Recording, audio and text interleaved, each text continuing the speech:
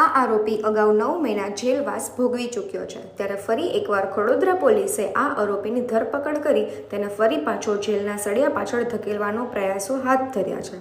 કારણ કે 3 મહિના પહેલા જેલમાંથી બહાર આવ્યા બાદ ફરીથી એમડી ડ્રગ્સના ધંધામાં જોડાયો હતો, જેને ખડોદરા પોલીસે ઉધના મગદલા રોડ નવજીવન સર્કલ પાસેથી 97.150 ગ્રામ એમડી ડ્રગ્સ સાથે ઝડપી લીધો છે.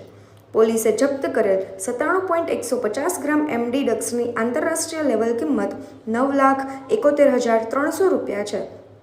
આ એમડી ડ્રગ્સ આરોપી જલાલુદ્દીન વેચવા માટે નહીં પરંતુ પોતાના જ માટે લાવ્યો હતો, કારણ કે તે પોતે જ એમડી ડ્રગ્સનું સેવન કરતો હતો અને એમડી ડ્રગ્સને સોયબ નામના વ્યક્તિ પાસેથી લાવ્યો હતો.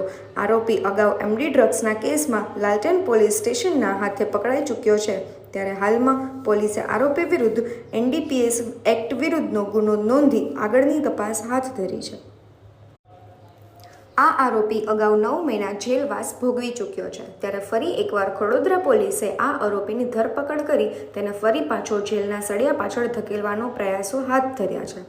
કારણ કે 3 મહિના પહેલા જેલમાંથી બહાર આવ્યા બાદ ફરીથી એમડી ડ્રગ્સના ધંધામાં જોડાયો હતો, જેને ખડોદરા પોલીસે ઉધના મગદલા રોડ નવજીવન સર્કલ પાસેથી 97.150 ગ્રામ એમડી ડ્રગ્સ સાથે ઝડપી લીધો છે. પોલીસે જપ્ત કરેલ 97.150 ગ્રામ એમડી ડ્રગ્સની આંતરરાષ્ટ્રીય લેવલ કિંમત ₹9,71,300 છે. આ એમડી ડ્રગ્સ આરોપી જલાલુદ્દીન વેચવા માટે નહીં પરંતુ પોતાના જ માટે લાવ્યો હતો, કારણ કે તે પોતે જ એમડી ડ્રગ્સનું સેવન કરતો હતો અને એમડી ડ્રગ્સને સોયબ નામના વ્યક્તિ પાસેથી લાવ્યો હતો.